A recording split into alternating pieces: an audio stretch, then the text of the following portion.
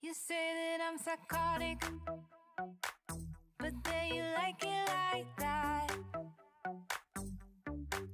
It's like every time the conversation changes, and I want you right back, right back. You say that I'm hypnotic, and that I caught you like that.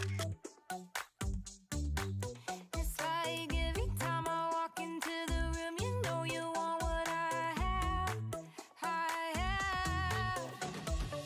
Turn it on, turn it off. Can't tell if I love you right back. Moving in, moving on. Welcome mga katitos, mga katitas. So for today's video, andito po ang anyong Tito Uwel, papunta ng Tungchung. So andito ako sa napakaagang Tungchung bus. At dahil meron tayong regular check-up about our diabetic or diabetes. So yan, nandito na tayo ngayon sa Tungchung. Hindi ko na video yung full journey ko from Discovery Bay to Tungchung kasi meron na akong mga video na ganun before. So, ayan, napakaaga. Medyo unpredictable pa rin ang weather dito sa Hong Kong. Napaka-sunny and then all of a sudden, burst of rain. So, kailangan pag ganitong mga summer na nag-uumpisa pa lang yung summer dito sa Hong Kong, kailangan palagi kayong handa, kailangan palagi kayong may dala-dalang umbrella na nakalagay sa inyong backpack. So ayan, malapit na tayo dito sa pinaka-terminal kung saan ako mag-disembark dito sa bus na to, and then magta-transfer naman tayo ng another bus from Tung Chung going to North Lantau Hospital. So, yun nga guys, as I was saying, so every 4 or every 3 months, meron po tayong check-up at palagi nilang chine-check yung ating progress, kung ano na yung kalagayan ng ating diabetes. So, last 2 weeks, nagpunta rin ako dyan sa hospital na yan kasi kailangan nilang kunin yung sample ng dugo ko and then my urine test. So, ginagawa po nila yan regularly. So, kung okay yung mga blood test mo and then your urine test, they might skip one test for your following appointment, and then after nun, kung sa tingin nila kailangan na uli i-check nila. So guys, hindi ako nakapag-video dun sa loob ng hospital. As you all know, dito sa Hong Kong ay bawal pong mag-video at mag-take ng picture inside the hospital. So natapos na po tayo, everything is okay. So nag-quick stopover lang ako dito sa outlet mall dito sa Tung Chung kasi may bibili na akong sapatos para sa aking pinsan. So naghanap-hanap ako kung ano yung style na meron sila dito sa Adidas and Nike. So guys, hindi ko na naipakita sa inyo kung ano yung nabili ko sa Tungchung. So, ito yung nabili ko na shoes sa Nike. Kasi nagmamadali na ako kahapon at may trabaho pa. So yan yung nabili ko.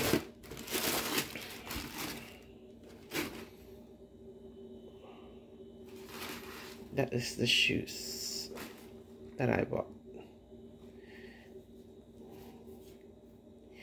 So, hindi para sa akin to. Bibigay ko to sa pinsan ko. Kasi siya yung simula nung nasira dati yung bahay. And then, pina-repaint, pinagawa lahat nung nasira. Siya yung nag-asikaso. Hindi naman siya nagpabayad. Tapos, kasi dati rin dito nagtatrabaho yun sa Hong Kong. So, siya yung nag-asikaso. Dahil alam niya wala naman mag-aasikaso. So, yan. Padala ko sa Pilipinas. So, hindi ko siya nabigyan ng kahit na ano. So, ito yung kanyang present galing sa akin. So, yun lang guys. So, yun nga guys. So, kahapon ay Friday. Meron akong doctor's appointment. And then, the next following days is Saturday, which is my day off. So, meron pa rin akong bibilin sa may gawing peng chow na dried shrimp at saka Chinese sausage na kailangan not kailangan. Actually, palagi ko yung pinapadala pag kami nagpupunta, pag may uuwi from Hong Kong sa Pilipinas, pinadadala ko dun sa aking tita. So, wala na raw siyang stock sa Pilipinas. So, bibili ko sa Peng Chao. And since nag-babysit tayo ng few hours kay Stacy kasi yung kanyang parents ay busy. So, sinama ko na lang papunta ng Peng Chao. So, habang nag-iintay kami, medyo mainit-init ang weather. That's the ferry we're gonna take to Pero Peng Chao. may breeze naman kahit papano. And So, then ayan na we're yung going to aming buy what? ferry from Discovery Bay going to Philippine Peng food. Chao. That's the Peng Chao ferry. So very.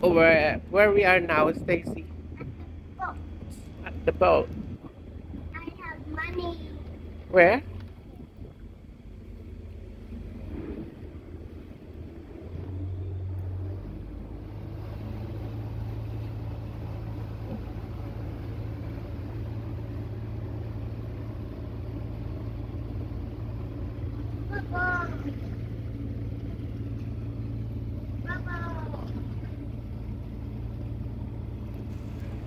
I have to hold you, ah.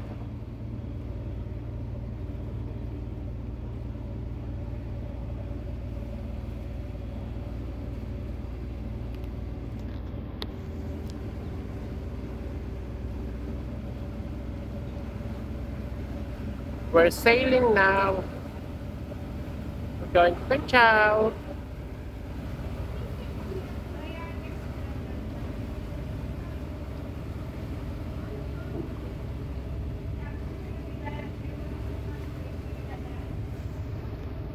Stacy, where are you going?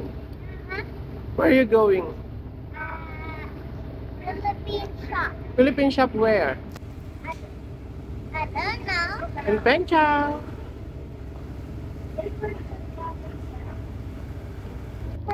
So, yan naman guys, yung nakikita nyo is yan yung Lantau Yacht Club, no? Formerly known as Marina Yacht Club. So, pinalitan nila ng pangalan at dati nung Marina Yacht Club pa yan, nakakapasok kami dyan. At meron kasing mga residente nakatira sa mga boat. So, yung ama ng pinsan ko dati is dyan nakatira sa may boat. So, ngayon bawal na. Kaya, hindi na kami pwedeng pumasok dyan. At saka bawal nang tumira yung mga tao dun sa may boat.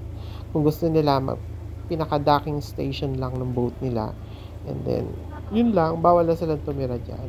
So, wala nang mga nakatirang residente dyan. So, yun guys, nakarating na rin kami ng Peng Chao sa sobrang init. So, yung aking kasama ay nagrereklamo na.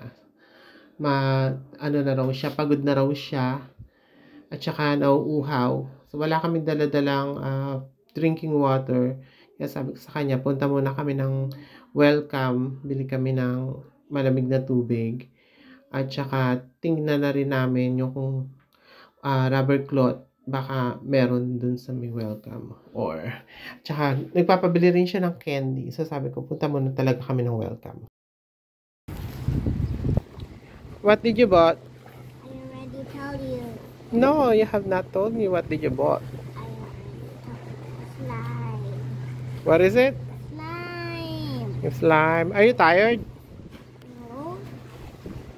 What is it? Let me see. Show it to the video. Slime. Sticky. No. Slimy.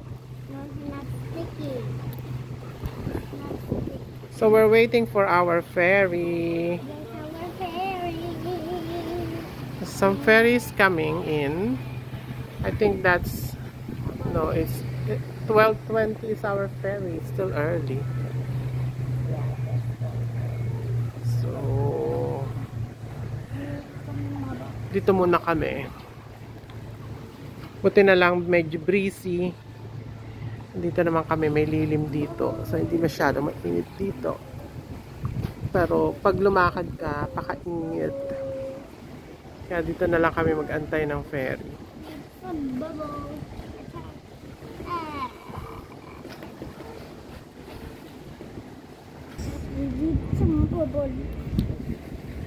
Stacy, are you bored already? No? Tired? Huh? A little bit? Oh. 12 more minutes before our ferry will come here. Okay? Pang ulam mamaya. Oh, you drop something? Andun pa yung aming ferry sa gitna ng dagat. Yung batang bakulaw. Ano na siya? Bored na siya. No, I'm not. Oh, you're not? Okay. Are you having fun then? Yeah. Oh, amazing. That's our ferry. There. In the middle of the sea. They're tired. Huh? They're tired. Yeah, I am. I mean, the boat is tired, not you. Oh, the boat is tired? Okay.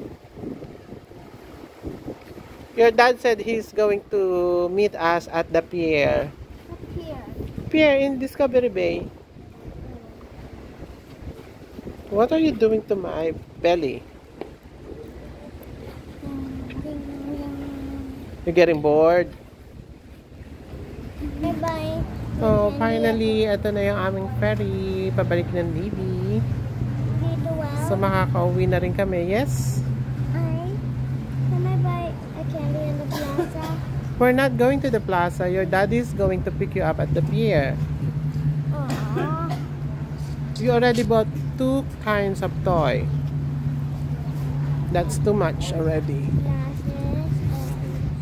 So that's our ferry. We're gonna get home na, right, Stacy? Ayun na yung aming ferry pabalik ng DB sa wakas. Ang tagal namin naghintay. Na-miss kasi namin yung isa kanina. So mga 1 hour kami naghintay. So anyway, finally makakauwi na rin kami ng DB. At may errands pa kasi akong gagawin. So guys, thank you sa walang sawang panonood sa ating vlog. So hanggang sa muli.